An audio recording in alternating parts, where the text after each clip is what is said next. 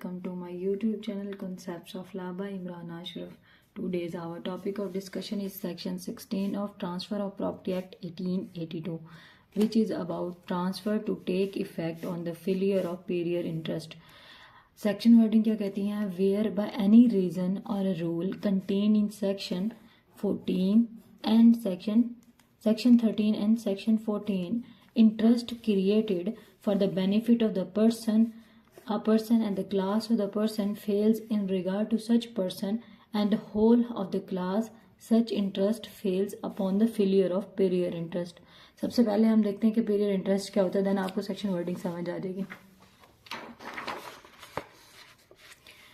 Period interest किसको कहते हैं? जैसे कि किसी पहला शख्स वैन जब प्रॉपर्टी ट्रांसफर होती है means period interest means first या एर्ली राइट क्रिएटेड होना प्रॉपर्टी. जब एक प्रॉपर्टी ट्रांसफर होती है तो वैन प्रॉपर्टी जब ट्रांसफर करते हैं तो ट्रांसफरी का उसके ऊपर राइट क्रिएट होता है. फर्स्ट ट्रांसफरी का उसके ऊपर जो राइट क्रिएट होता है यानी कि ट्रांसफरी का उसके ऊपर जो राइट क्रिएट होता है जो हम कहते हैं उसको हम इंटरेस्ट कहते हैं. यानी अगर वो फर्स्ट राइट की बात करें, फर्स्ट इंटरेस्ट की बात करें तो उसको हम कहते हैं कि पेरियर इंटरेस्ट है जी. ये ट्रांसफरी का इस प्रॉपर्टी के ऊपर पेरियर इंटरेस्ट क्रिएट हो गया. सबसे पहला मतलब हक क्रिएट हो गया, चाहे पोजेशन अभी ट्रांसफर प्रॉपर्टी की ना गई हो, सिर्फ जस्ट ट्रांसफर हो चुकी हो, ऑनरशिप ट्रांसफर हुई हो, चाहे पोजेशन ना भी मिली हुई हो, it doesn't matter. Periyar interest किसको कहते हैं? मींस फर्स्ट और एलियर राइट मीन सबसे पहला हक प्रॉपर्टी पे किसका? ट्रांसफरी का. ठीक है. व्हेन प्रॉपर्टी इज ट्रांसफर्ड, आगे उसने इलिस्ट्रेशन बता दिया कि जैसे when property transferred between two or more persons one after another. First person के एक प्रॉपर्टी है जो अपनी प्रॉपर्टी ट्रांसफर कर रहा है मतलब दो पर्सन्स में, जैसे बी और सी में. ठीक है. वो क्या कहता है कि जी when property is transferred between two or more person one after another. पहले किसको करता है जी? दो लोगों के दरमियान उसने ट्रांसफर करनी है और टर्म्स क्या है या कंडीशंस क्या है कि जी पहले वो प्रॉपर्टी किसको जाएगी? प्रॉपर्टी जाएगी ए बी को और उसके बाद किसको जाएगी? सी को. तो अब जो ए है उसका प्रॉपर्टी पे क्या इंटरेस्ट क्रिएट होगा? सबसे पहला इंटरेस्ट क्रिएट होगा, उसको क्या कहेंगे? Period interest. ठीक है. और इसके बाद अगर बी का देखा जाए तो बी का, अगर सी का देखा जाए कि बी के बाद जो इंटरेस्ट क्रिएट होगा सी का, उसको क्या कहेंगे? सब्सिक्वेंट. यानी कि बाद में. सब्सिक्वेंट का मतलब होता है बाद में. ठीक है. Second interest. जो सेकंड इंटरेस्ट होगा वो क्या हुआ? सी का जो इंटरेस्ट प्रॉपर्टी पे होगा वो सब्सिक्वेंट होगा और बी का जो इंटरेस्ट जो सबसे पहले क्रिएट हुआ है, क्योंकि ए ने शर्त रखी है कि ये प्रॉपर्टी पहले बी को जाएगी और उसके बाद जो है सी को जाएगी. तो बी का जो प्रॉपर्टी पे राइट पहला क्रिएट हुआ पीरियड इंटरेस्ट है.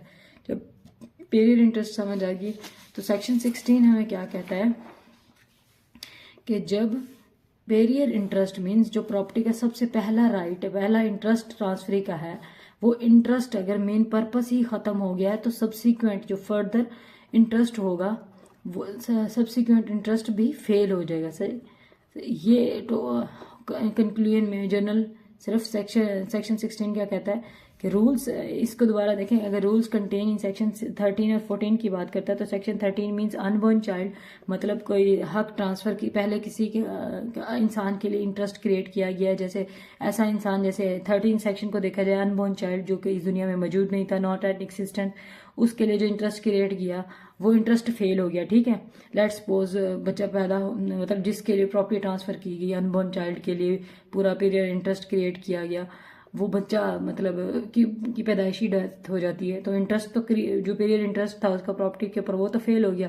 तो जो सब्सिक्वेंट इंटरेस्ट होगा वो भी ऑटो पे उसके ऊपर फेल हो जाएगा. और अगर रूल प्रोपिचुरिटी का केस देखें तो उसमें भी ऐसे ही होगा. अगर पीरियड इंटरेस्ट मेन इंटरेस्ट ही क्रिएट हो जाएगा जिस पर्पस के लिए, जिस पर बंदे के लिए इंटरेस्ट क्रिएट किया गया है, चाहे वो एक पर्सन हो या फिर क्लॉज हो या फिर किसी भी ग्रुप या होल क्लास के लिए इंटरेस्ट क्रिएट किया गया हो, पीरियड इंटरेस्ट खत्म हो गया तो सब्सिक्वेंट इंटरेस्ट भी फेल हो जाएगा. ठीक है.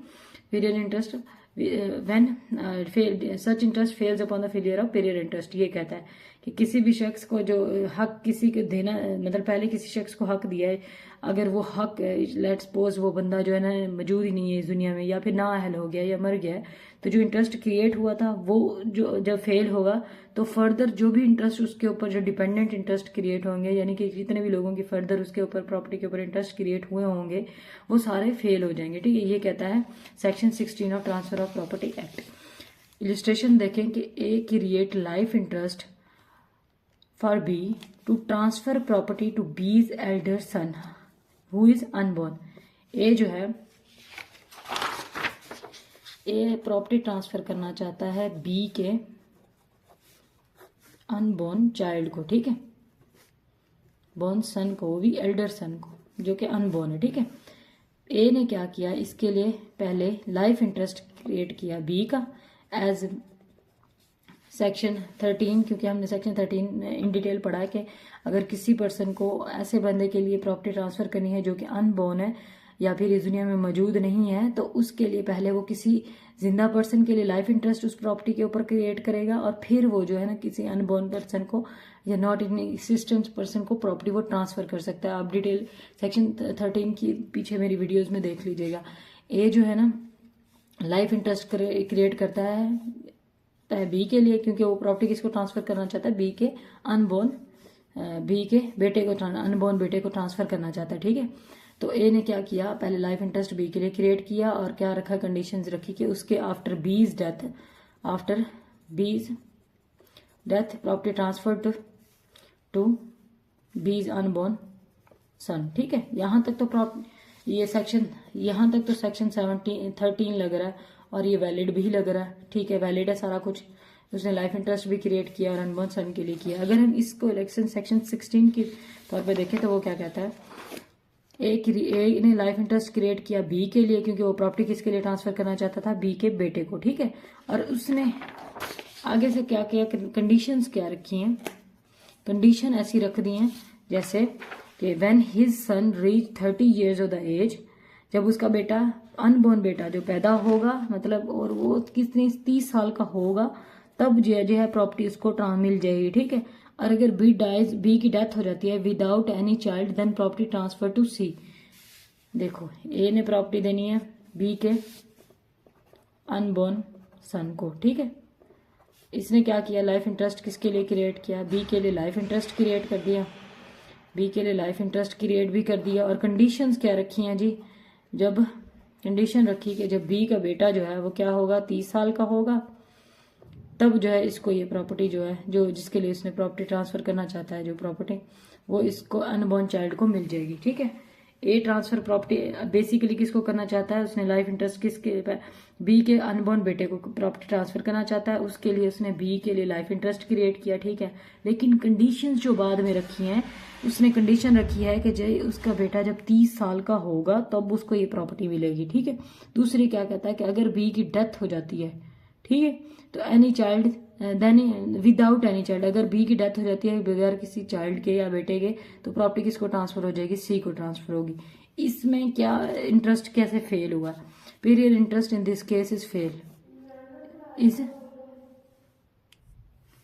इसमें पीरियड इंटरेस्ट किस तरह फेल है, मतलब इस तरह इसमें पीरियड इंटरेस्ट क्यों रॉन्ग है, क्योंकि इसमें रीज़न ये कि परपेचुइटी का केस आ जाता है सेक्शन 14 में। परपेचुइटी क्या कहती है कि long time transfer of property नहीं हो सकता। अगर तो ए ने लाइफ इंटरेस्ट क्रिएट किया होता बी के लिए और प्रॉपर्टी ट्रांसफर करना चाहता है अनबॉर्न को, ठीक है, बी के अनबॉर्न सन को, ठीक है, और कंडीशन ये कंडीशंस ना रखता कि जब वो 30 साल का होगा तो तब ये प्रॉपर्टी ट्रांसफ़र होगी, तो ये कंडीशन वैलिड थी अकॉर्डिंग टू सेक्शन 14 थी। लेकिन अब उसने 30 साल की जो एज लिमिट रख दी है, ये लॉन्ग पीरियड ऑफ टाइम हो गया, इसलिए ये जो प्रॉपर्टी है परपेचुइटी का केस बन जाता है, इसलिए इसका पीरियड इंटरेस्ट ही फेल हो जाएगा इस कंडीशन की बेस पे। ठीक है, this was all about section 16 of transfer of property act 1882। Thanks for watching my video.